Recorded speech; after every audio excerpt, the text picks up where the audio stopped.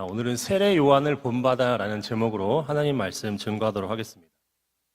먼저 오늘 본문은요, 어떤 사람을 갑작스럽게 우리에게 소개해주고 있습니다. 그게 누구입니까? 1장 6절 중반절 말씀에 보면 그의 이름은 요한이라 라고 우리에게 말씀해주고 있습니다. 그리고 본문은 이 요한을 어떤 사람으로 우리에게 묘사해주고 있습니까? 1장 6절 상반절 말씀을 보면 하나님께로부터 보내심을 받은 사람이다 라고 그렇게 이야기를 하고 있습니다. 여러분, 그런데 여기서 이 보내심을 받다라는 동사를 우리가 좀 눈여겨봐야 합니다. 이 보내심을 받다라는 동사가 헬라어로 아포스텔로라는 그런 동사인데, 그런데 이 동사는 성경에서 단순히 누군가를 어떤 장소에서 다른 어떤 장소로 그렇게 물리적으로 이동시킬 때만 사용하는 그러한 의미가 아닙니다. 성경에서 이 아포스텔로라는 그 동사를 사용할 때는 하나님께서 어떤 사람에게 특정한 임무를 맡기시고 특별한 부르심과 소명을 맡기셨다는 뜻으로 이 동사가 사용이 됩니다. 우리 성경을 한번 좀 살펴보도록 할 텐데, 먼저 구약입니다. 구약 출애굽기 3장 10절 말씀에 보면 하나님께서 모세를 부르셔서 누구에게 보냅니까? 바로에게 보낸다라고 하는데, 이때도 동사가 뭐냐면 바로 아포스텔로라는 동사입니다. 그러니까 하나님께서는 어떤 특별한 계획과 목적을 가지시고 이 모세에게 임무를 맡기신 거죠. 어떤 임무입니까? 바로 이스라엘 백성들을 애굽에서 구원하고자 하는 그러한 특별한 임무를 맡길 때에 주님께서 이 모세를 아포스텔로 보내셨습니다. 그리고 이사야 6장 8절 말씀에서도 하나님께서는 이 이사야 선지자를 보낸다라고 그렇게 말씀하고 있습니다. 여기에서도 사용되는 동사가 바로 아포스텔로라는 동사입니다. 하나님께서는 이 이사야를 택하셔서 하나님의 백성들에게 메시지를 전해야 한다는 그러한 특별한 임무를 맡기시고 이 이사야 선지자를 아포스텔로 보내셨던 것입니다. 신약에도 마찬가지입니다. 신약에도 주님께서는 바울을 택하셨을 때, 그리고 바울을 보내셨을 때도 이러한 동사를 사용합니다. 우리 고린도전서 1장 17절 말씀 같이 한번 읽어봅니다. 시작. 그리스도께서 나를 보내심은 세례를 베풀게 하려 하심이 아니요 오직 복음을 전하게 하려 하심이로되. 예, 바로 하나님께서는요, 예수님께서는 바로 이 바울을 아포스텔로 보내셨습니다. 그 이유는 무엇입니까? 어떤 목적 때문입니까? 전 세계 열방 가운데에 주님의 복음을 전하고 예수 그리스도의 죽으심과 부활을 전하라는 그 특별한 임무를 맡기시기 위해서 하나님께서, 예수님께서는 바울을 택하셨던 것입니다.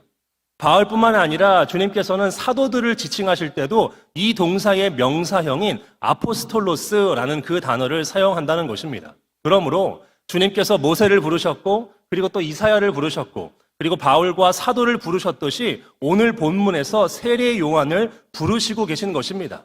그리고 세례 요한에게 특별한 임무를 맡기시기를 원하시는데, 그렇다면 주님께서 요한에게 맡기신 그 특별한 임무는 무엇일까요? 우리 요한복음 1장 7절, 우리 상반절 하반절 같이 한번 읽습니다. 시작. 그가 증언하러 왔으니 모든 사람이 자기로 말미암아 믿게 하려 함이라.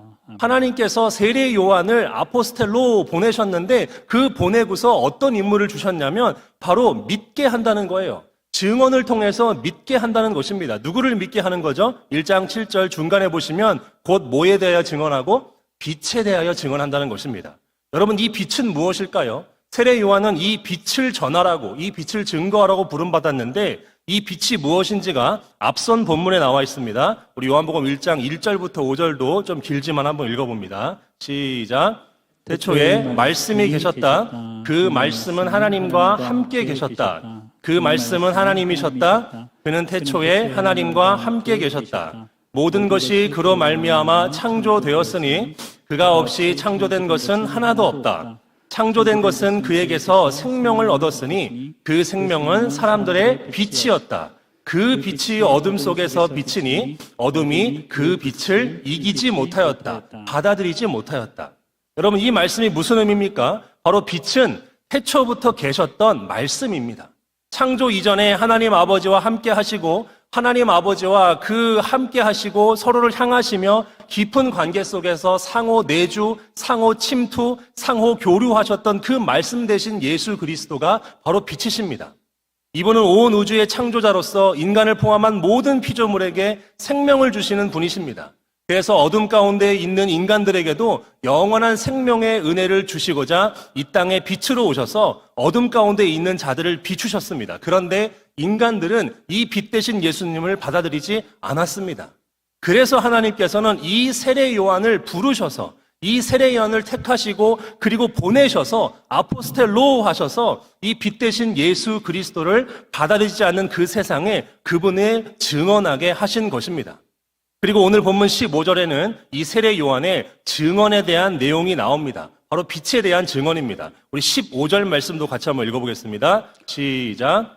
요한이 그에 대하여 증언하여 외쳐 이르되 내가 전에 말하기를 내 뒤에 오시는 이가 나보다 앞선 것은 나보다 먼저 계심이라 한 것이 이 사람을 가리킴이라 하니라. 세례 요한의 그 빛에 대한 증언을 보면 두 가지를 증언하고 있습니다. 첫 번째는 무엇입니까? 그 빛 대신 예수 그리스도께서 나보다 먼저 계신 분이라는 것입니다. 이것이 무슨 의미일까요? 바로 예수님께서는 만세전부터 하나님과 함께 계셨던 선지하셨던 분이라는 것이고 그분이 창조주이시고 만세전부터 모든 만물을 지으신 절대자이시고 말씀 되신 예수 그리스도라는 것입니다.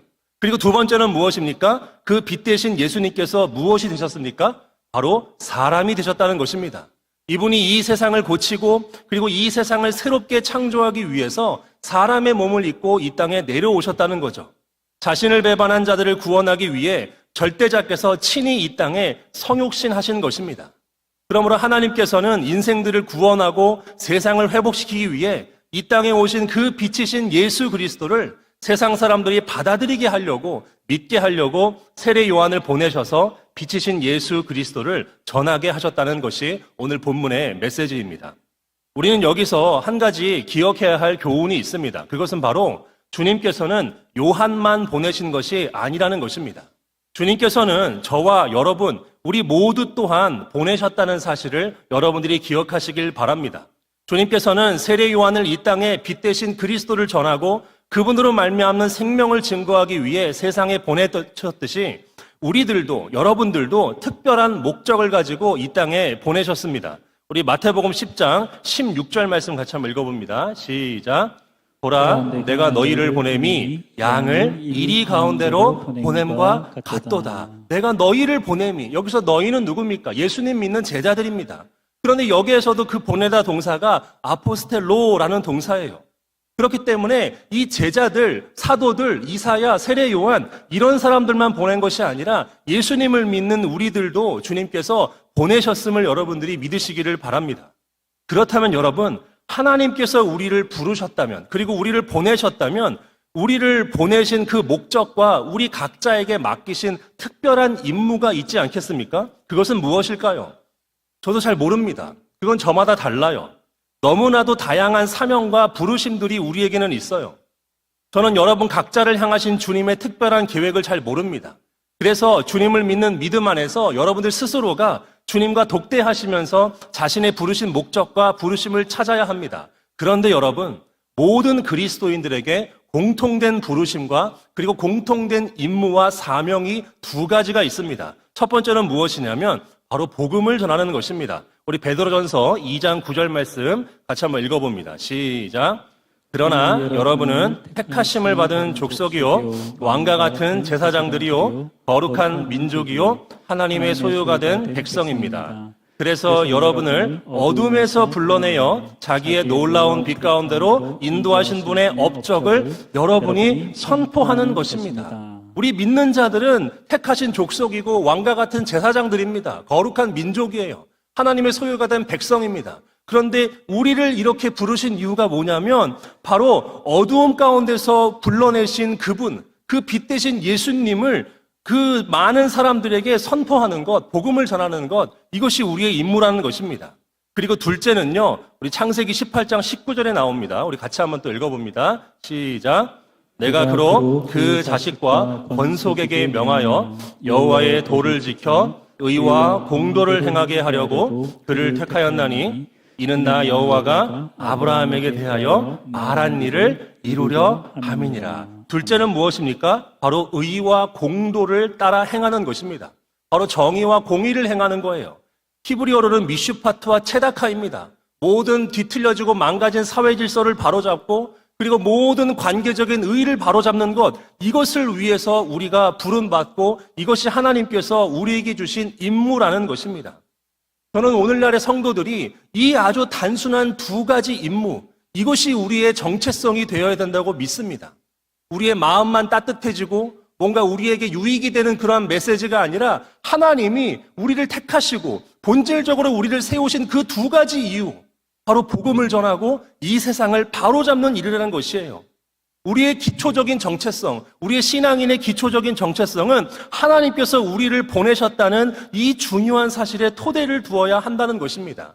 여러분, 다른 무엇보다도 우리가 우리의 정체성을 생각할 때 이 정체성을 망각하면 여러분 문제가 발생해요. 많은 사람들이 외적인 세상 기준을 가지고서 우리의 정체성을 삼으려고 합니다. 집안과 학력과 직장과 재물 등이 우리 개인을 규정하게끔 그렇게 내버려둬요. 그래서 외적인 것들이 받쳐주지 않으면 우울해합니다. 그리고 인생의 의미를 찾지 못한다고 하면서 투덜투덜거려요. 그리고 기도하는 내용의 대부분이 정말 이런 외적인 것들을 나에게 채워주세요 라고 그렇게 기도하는 거죠. 그리고 반대로 외적인 것들이 많이 받쳐주게 되면 어떻습니까? 교만해져요. 떵떵거리고 삽니다. 마치 그 사람이 죄인인데 그것을 망각하고 자신이 근본적으로 뭐가 대단한 사람처럼 교만해집니다. 어느 경우이건 신앙인으로 사는 삶을 살지 못하는 것입니다. 세상에 휘둘리게 되는 것입니다. 이런 사람은 전도하지 못해요. 이런 사람은 세상을 바로잡지 못합니다. 주어진 환경과 삶 가운데서 불평하며 믿음으로 살지 못하는 것입니다. 그런데 우리의 정체성이 하나님께서 우리를 보내셨다는 사실에 토대를 둔다면 어느 상황에 처해 있든지 그 부르심을 따라 생각하지 않겠습니까? 어느 상황에 처해 있든지 그 부르심을 따라 행하려고 하지 않겠습니까? 제가 제 이야기를 하는 거를 좀 좋아합니다. 그래서 오늘도 제 간증을 하나 좀 가져왔는데 한 귀로 듣고 한 귀로 흘리셔도 좋을 것 같아요. 제가 신대원을 졸업하자마자 전임사역지를 구하려고 했는데 이상하게 저를 전임사역자로 뽑아주는 데가 없더라고요. 그래서 저는 파트 사역을 열심히 했습니다. 그런데 파트 사역을 열심히 하다가 보면은요, 이게 생계에 문제가 걸립니다. 그래서 주말에는 교회에서 파트로 사역을 했고, 그때 첫째가 태어났고, 그리고 아내가 둘째까지 임신해서 직장 생활도 하지 못하는 그런 상황이었습니다. 그래서 생계를 위해서 제가 신학교에 가면서 그만두었던 그 학원에서 가르치는 일을 다시 구했습니다. 그래서 평일에는 학원에서 일을 했고, 주말에는 교회에서 파트로 일을 했습니다. 동탄에 있는 J프라임이라는 학원이었습니다. 상당히 규모도 조금 있는 그런 학원이었습니다. 여러 직장인들이 그렇겠지만 월급날 전까지만 힘들지 않습니까? 월급날 전까지만 그만두고 싶습니다. 그러다가 월급날이 되면 어떻습니까? 기분이 상당히 좋아집니다. 열심히 일하고 싶습니다. 그런데 그렇게 일반 직장인들처럼 살아가다가 어떤 이유인지 지금은 오래돼서 분명히 기억이 나지 않지만 제가 학원을 그만두려 했었습니다. 그런데 학원을 그만두려 했을 때 원장이 만류하면서 저에게 두 가지를 이야기를 했습니다. 첫 번째가 뭐냐면 이 학원의 이름이 J프라임이라는 것은 앞글자 J가 지저스의 이니셜이기 때문이라는 것입니다. 저는 그 원장의 이름이 지태근이었는데 그래서 원장의 성이 그 지씨이기 때문에 그것을 따라서 J라고 그렇게 한 줄을 알았습니다. 그리고 원장이 불신자였기 때문에 이 J가 이 지저스의 그 처음 글자라는 사실을 전혀 생각하지 못했죠. 그런데 그게 아니라는 거예요. 처음 이 학원을 설립할 때 다른 수학 선생님이랑 이 학원을 세웠는데 그런데 그 다른 수학 선생님이 목사님이셨다는 것입니다. 그래서 그분이 학원 이름을 처음에 지을 때 지저스 프라임이라고 지으려고 하는 것을 그 다른 원장님이 극구 말려서 J 프라임으로 지었다는 것입니다. 이 이야기를 해주셨고, 그리고 둘째는 신학을 공부하신 김태훈 선생님을 채용한 것은 다른 선생님들보다 아이들을 더 사랑할 수 있을 것 같았기 때문이라고 저에게 말해줬습니다. 학원에는 가정에 깨어진 청소년들, 자해하는 아이들, 정서적으로 불안한 학생들, 방황하는 친구들이 많았는데 목회자이신 김태훈 선생님이면 그 아들을 품으면서 가르칠 수 있는 분이라는 생각이 들어서 저를 채용했다는 것입니다. 그 이야기를 듣고 제가 어땠을까요? 정말로 부끄러웠습니다. 저는 돈 때문에 일을 했습니다. 저는 정말 돈만 바라보고 일을 했습니다. 힘들고 어려울 때에도 주말에는 교회에서 사역을 하는 그런 목회자였지만 그런데 평일에는요, 목회자가 아니었던 거예요. 저는 돈만을 위해서 거기에서 일을 했습니다. 돈 받고 아이들에게 이 교육 서비스를 제공하는 사람이었어요. 사꾼이었습니다. 돈만을 위해서 그렇게 살아갔거든요. 그런데 그게 아니었던 거예요. 하나님께서는요, 저를 거기에다가 두셨던 것 같아요. 지금 되돌아보니까요. 그런데 그것도 사역지입니다. 하나님께서는요, 저를 그곳에 두셔서 그 지저스 프라임이라는 학원에 그 믿지 않는 선생님들에게 복음을 전하고 회식 자리에 가서 술도 먹지 않고 복음도 전하고 기독교에 대한 변증도 하고 아픈 아이들, 힘든 아이들이 있으면 보듬어 주기도 하고 위로도 해주고 그러면서 상담도 해주라고 저를 거기다가 놓지 않았나라는 생각이 든다는 거예요. 저는 돈만 바라보고 일을 했습니다. 그러면서 정신 못 차리고요. 무슨 생각까지 했었냐면 제가 여기에서 열심히 잘 가르쳐서 제 명성을 드러낸 다음에 학원 강사 먹이사슬의 가장 최종점이 무엇입니까? 재수종합반입니다. 그래서 재수종합반, 이투스 재수종합반을 꼭 들어가고 말이라. 이런 어떤 얼토당토한 생각을 하다가 뭔가 제 마음에 캥기는 게 있었고 기분 나쁜 일이 있어서 학원을 그만두려고 했던 그 시점에 그 학원 원장을 통해서 주님께서 저에게 그 말씀을 하셨던 것입니다. 복음을 전했어야 했고 그리고 미슈파트와 체닥화, 정의와 공의를 위해서 일했어야 했습니다. 여러분들도 마찬가지일 것 같아요. 여러분들 목회자들과 전도사님, 목사님, 이런 분들, 강도사님들, 이런 분들만 복음 전하고요. 이런 분들만 뭐 정의와 공의를 위해서 살아가는 게 아니에요. 여러분 한 사람 한 사람이 어느 곳에 있든지 하나님께서 두신 그곳 가운데에 여러분들로 하여금 복음 전하라고 정말 여러분들이 사랑하는 그 동료들, 여러분들이 정말로 귀하게 여기는 그 사람들에게 변증하라고, 복음 전하라고, 그리고 그곳이 정말 미슈파트와 체다카가 넘치는 곳이 되게 해달라고 여러분 한 사람 한 사람을 그곳에 둔 줄로 믿으시기를 바랍니다. 우리가 어느 곳에 있든지 간에 우리를 보내신 그 주님이 우리에게 주신 임무, 목적, 이것을 기억해야 된다는 거예요. 여러분 다 아시는 성경의 인물이지만 요셉을 한번 생각해 봤으면 좋겠습니다. 형들은 요셉을 죽이려고 했어요. 그런데 유다가 이것을 겨우 막아서 미드한 상인들에게 팔리게 됐습니다. 그리고 보디발의 아내를 겁탈하려 했다는 누명을 쓰게 되어서 왕의 죄수들이 갇히는 감옥에 갇히게 됐어요. 그런데 하나님의 특별한 은혜로 요셉이 애굽의 총리가 되었습니다. 여러분 이건 기회 아닙니까? 이제 형들에게 복수할 수 있는 권력이 생긴 거예요. 이제 정말 그 애굽의 총리라는 권력을 가지고 나에게 해코지하고 나를 괴롭히고 나를 팔아넘기고 죽이려고 했던 그 형들에게 복수할 수 있는 아주 절호의 찬스입니다. 공교롭게도 기근이 발생했어요. 기근이 발생해서 그 철천지 원수들, 나를 죽이려고 했던 그 형제들이 자기 발로 애굽으로 걸어 들어왔습니다. 그런데 이때 요셉이 아주 놀라운 고백을 합니다. 창세기 45장 5절 말씀 같이 한번 읽어봅니다. 시작. 당신들이 나를 이곳에 팔았다고 해서 근심하지 마소서, 한탄하지 마소서. 하나님이 생명을 구원하시려고 나를 당신들보다 먼저 보내셨나이다. 여기서 이 보내셨나이다도요, 아포스텔로라는 거예요. 요셉은 힘들었습니다. 괴로웠어요. 원망스러웠어요. 상처가 너무 많았습니다. 너무나도 고통스러웠어요. 근데 그러는 중에서도 뭘 깨달았냐면 하나님이 자기 자신을 아포스텔로 했다는 걸 깨달은 거예요. 하나님이 나를 이렇게까지 이 애굽에 보내신 그 이유, 임무, 목적, 그 소명을 깨닫게 된 것입니다. 이 소명을 깨닫게 되니까 이렇게 고백할 수 있었던 거예요. 고난과 환난 중에도 주님께서 주신 그 특별한 소명과 자신을 부르신 그 목적을 깨달았기 때문입니다.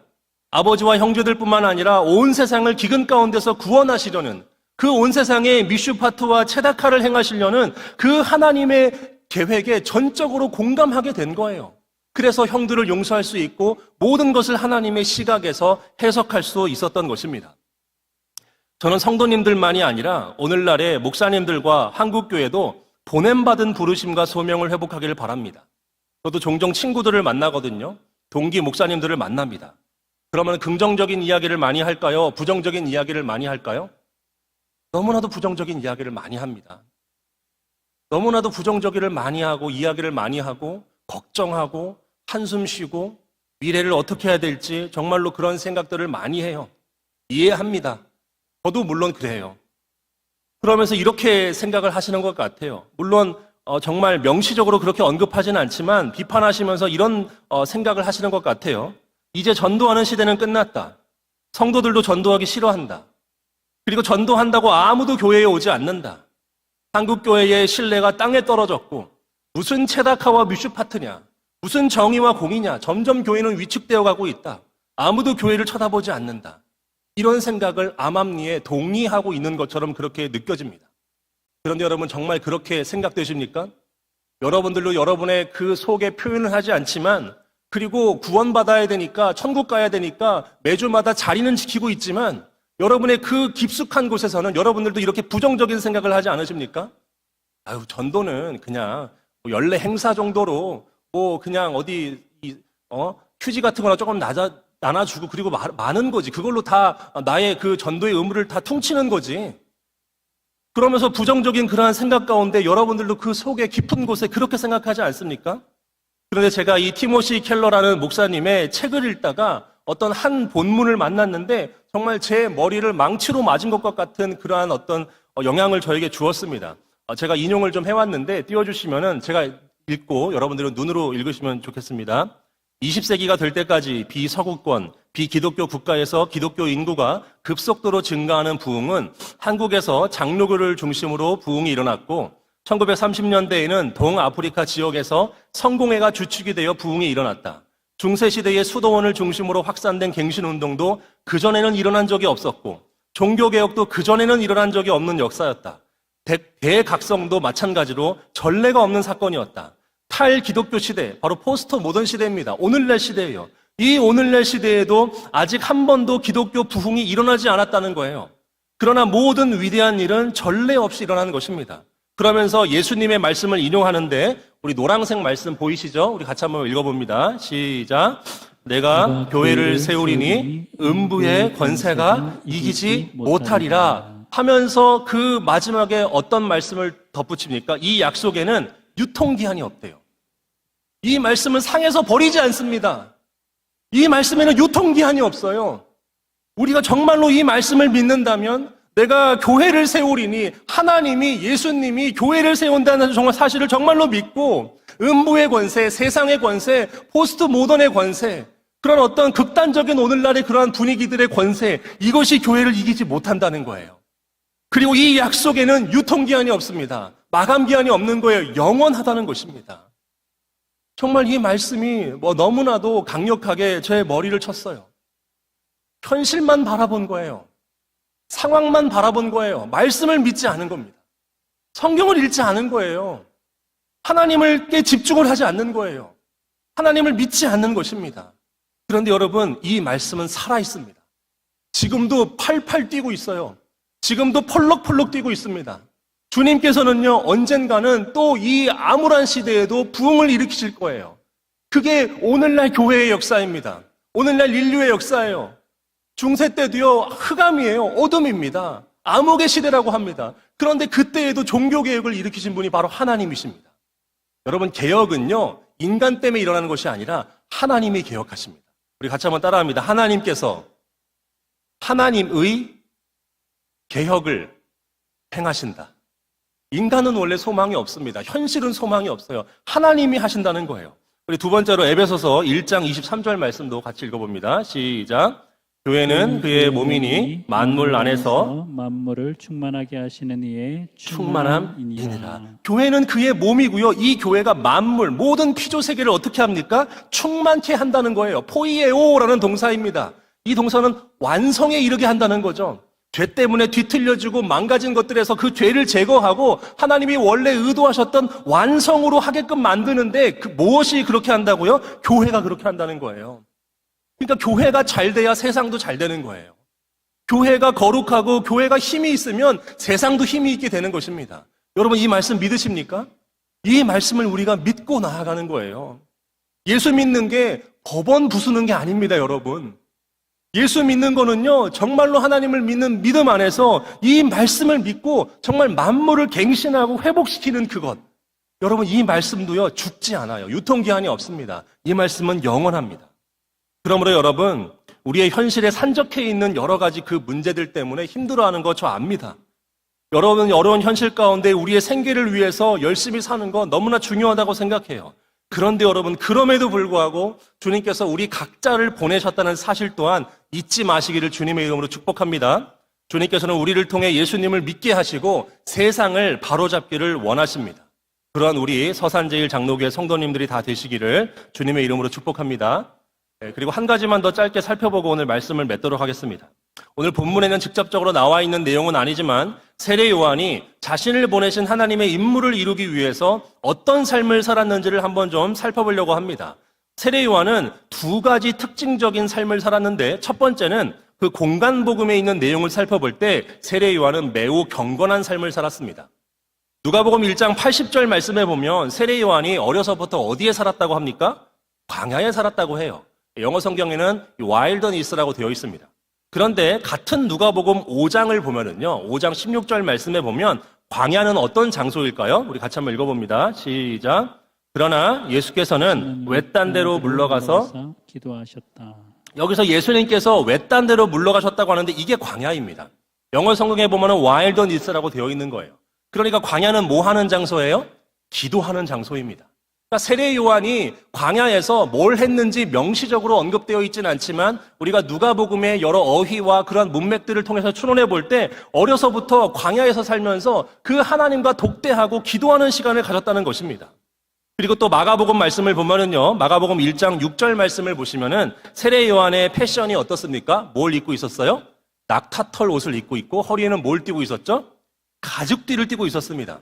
여러분 아시다시피 열왕기하 1장 8절에 보니까 이 세례 요한과 똑같은 패션을 추구하는 사람이 있었는데 그 사람이 누구예요? 엘리야입니다. 엘리야도 털이 많은 사람이고 그리고 가죽띠를 띄었다는 거죠. 그러니까 마가복음을 통해서 봤을 때 세례 요한은 선지자 엘리야와 너무나도 비슷한 거예요. 왜 그럴까요, 여러분? 여러분 H.O.T 혹시 아십니까? 요즘 사람들은 H.O.T를 잘 모를 수도 있는데 저는 강타를 되게 좋아했습니다. 강타를 되게 좋아해서 제 얼굴에다가 이 초록색 그 페인트 아시죠? 이게 강타의 그 색깔이거든요. 그러니까 여러분, 내가 누군가를 좋아하고 흠모하고 우상화하면 어떻게 되죠? 닮아가는 거예요. 여러분 성경 읽다가요, 성경 인물을 닮고 싶어서 낙타털 옷을 구매하신 분 있으십니까? 그런 분 없으시죠?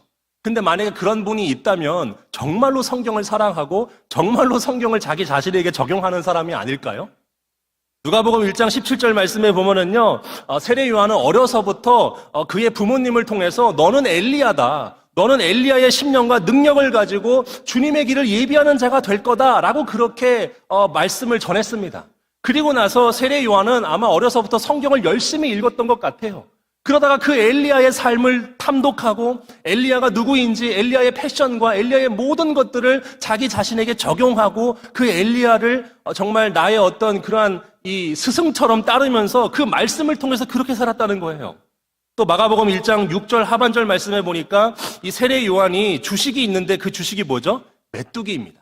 그런데 여러분 메뚜기는요, 레위기 11장 22절 말씀에 보니까 성경이 먹도록 허락한 곤충입니다. 그러니까 세례 요한은요, 광야에서 주님과 기도했을 뿐만 아니라 이 말씀을 보면서 세속에 물들기를 거부하고 광야에서 기도를 통해 하나님과 교제했을 뿐만 아니라 그 말씀을 항상 가까이 하면서 끊임없이 자기에게 적용을 했던 거죠. 끊임없이 그 말씀으로 자기를 점검해 봤던 거예요. 끊임없이 그 말씀처럼 되려고 몸부림쳤던 사람, 그렇게 자기 자신을 연단하며 영적으로 준비했던 사람, 그 사람이 바로 요한이고, 이러한 세례 요한이 증인된 주님의 임무, 그것을 감당할 수 있었던 것입니다. 그리고 두 번째로 요한의 삶은요, 철저히 자기 자신을 부인하고 자기가 없어지는 삶이었어요. 마가복음 1장 5절 말씀에 보니까 온 유대 지방과 예루살렘 사람이 다 지금 세례 요한에게 나왔대요. 여러분 서산시에 있는 18만의 인구가 저의 집으로 다 몰려오면 제가 기분이 어떨까요? 얼마나 좋겠죠. 제가 왕이 된 것 같고, 그렇죠? 막 서산시장이 된 것 같고 막 이런 기분이었을 겁니다. 아마 세례 요한이 그랬을 것 같아요. 마태복음 11장 11절에 보니까 여자가 낳은 자 중에 세례 요한보다 큰 이가 일어남이 없다고 예수님도 세례 요한을 상당히 높여주셨어요. 그런데 성경은 이 세례 요한이 1장 8절에 보니까 이 빛이 아니다라고 이야기를 합니다. 분명하게 이야기를 했어요. 그런데 요한복음 3장 30절에 요한은 이 사실을 분명히 받아들였습니다. 자기가 왕이 되려고 조금도 생각하지 않았어요. 예수님을 몰아내고 자기가 빛이 되려고 생각하지도 않고 예수님이 흥하여야 하고 내가 쇠하여야 하리라 라고 그렇게 말씀했던 것입니다. 주님께만 영광을 돌렸던 거예요. 너무나도 겸손했죠. 그러므로 여러분, 우리가 주님의 임무를 맡기 위해서는요, 두 가지가 정말 필요한 거예요. 첫 번째는 뭐예요? 말씀과 기도의 경건입니다. 그리고 두 번째는 겸손이에요. 이 두 가지가 여러분들에게 구비되어지기를 주님의 이름으로 축복합니다. 요한처럼 우리도 기도와 말씀으로 준비되어야 합니다. 디모데전서 4장 5절 말씀 같이 한번 읽어봅니다. 시작. 하나님의 말씀과 기도로 거룩하여짐이라. 거룩하여짐이라. 하나님의 말씀과 기도로 거룩하여진다는 건데, 이 거룩하다라는 표현은요, 구별된다는 뜻이에요. 그러니까 우리가 말씀과 기도를 통해서 거기에서 깊이 들어가서 우리가 구별된 사람이 된다는 거예요. 세상과 타협하지 않고 세상에서 구별된 사람이 될 수 있는 비결이 뭐냐? 바로 이 말씀과 기도라는 것입니다. 그런데 여기서 말씀과 기도로 준비되어야 한다는 말을 잘 이해해야 됩니다. 이 말은 성경을 하루에 기계적으로 또 무슨 공로를 쌓듯이 막 10장씩, 20장씩 읽고 막 30장씩 읽고 기도도 막 했던 말 또 하고 또 하고 또 하고 하면서 2-3시간씩 막 그렇게 하라는 이야기가 아닙니다. 그럼 말씀과 기도로 준비되어야 된다는 것이 무슨 말인가? 첫 번째로 말씀으로 준비된다는 것은 무엇이냐면 말씀을 통해 나의 사고와 생각의 폭이 넓어져야 합니다. 나의 고정관념들, 나의 전통들, 나의 어떤 이 구식된 그런 습관들, 이것이 말씀으로 깨어져야 돼요. 말씀으로 점차 나의 그 좁은 세상적인 생각들이 넓혀지는 것입니다.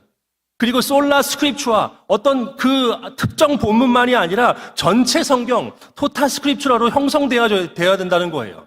그러기 위해서는 온 성도가 성경 공부와 제자 훈련과 신학 공부를 해야 되고, 교회는 이것을 제공해야 하는 것입니다. 교회의 1차 사명은 이 복음을 전하고 제자 삼는 것이기 때문입니다. 그리고 기도로 준비된다는 것은 무엇이냐면, 여러분, 말씀으로 성장함이 없이 하루에 기도를 3시간씩 하면 좋은 걸까요? 나쁜 걸까요? 어떻게 생각하십니까? 말씀으로 내가 성장하는 것이 없이 그냥 3시간씩, 2시간씩 기도하면은요, 자기 심화의 위험에 빠질 수가 있어요. 얕은 거예요. 잘 몰라요. 내 자신의 어떤 이 고정관념이 깨어지지 않은 상태예요. 내가 가득합니다. 그런 상태로 기도를 2시간씩, 3시간씩, 4시간씩 하면은요, 자기 심화예요, 자기 심화. 신앙의 심화가 아니게 될 수도 있는 거예요. 기도는 그 말씀으로 내 자신을 넓히고 깨트리고 그 말씀이 내 안에 내면화되는 것입니다. 내 안에 영성화되는 거예요. 기도는 예수님의 생명에 뿌리를 내리는 것입니다. 기도를 통해서 모든 것을 주님께 의존하고 구하는 것입니다. 기도는 주님과 소통하며 하늘을 경험하는 시간입니다. 진리가 내 안에 실제가 되며 믿음이 돈독해지는 시간이고 살아갈 능력을 덧입는 시간입니다. 그리고 마지막으로 겸손하지 않으면 여러분 망합니다. 우리를 높이면 주님이 보이지 않아요. 그런데 우리가 낮아져야 주님께서 보이시는 것입니다. 주님의 영광을 가로챈 교만한 자들이 성경에 그들의 최후가 나오지 않습니까? 사도행전 12장에 헤롯 대왕을 보니까 그 군중들이 헤롯 대왕의 설교를 듣고서 신의 소리다 라고 이야기를 하고서 그 영광을 하나님께 돌리지 않으니까 벌레에게 먹혀 죽었어요. 느부갓네살 왕도 마찬가지입니다. 그 바벨론 제국을 자기가 만든 줄 알고 막 그렇게 떵떵거리고 있다가 주님께서 왕위에서 내려가게끔 만드신 거죠. 우리 이 말씀을 기억해야 합니다. 우리 마지막입니다. 잠언 18장 12절 같이 읽습니다. 시작. 사람의 마음의 교만은 멸망의 선봉이요 겸손은 존귀의 길잡이니라. 아멘. 이제 말씀을 맺도록 하겠습니다. 여러분, 주님께서는 오늘도 이 세상에 보낼 만한 요한 같은 증인을 찾고 계십니다. 말씀과 기도로 준비되고 겸손한 자가 이 시대에 정말로 필요합니다. 지적인 무장과 영적인 무장을 게을리하지 않으면서 사리사욕이 아닌 주님만 높이길 원하는 사람은 주님의 마음을 시원하게 해드릴 자입니다. 주님께서는 이런 사람을 반드시 사용하실 것입니다. 그러니 여기에 소망을 두며 자신을 연단하시는 데 힘쓰시는 여러분들 되시길 바랍니다. 그래서 이 어려운 시대에 세상 곳곳에서 요한처럼 쓰임받는 여러분들 되시기를 주님의 이름으로 축복합니다.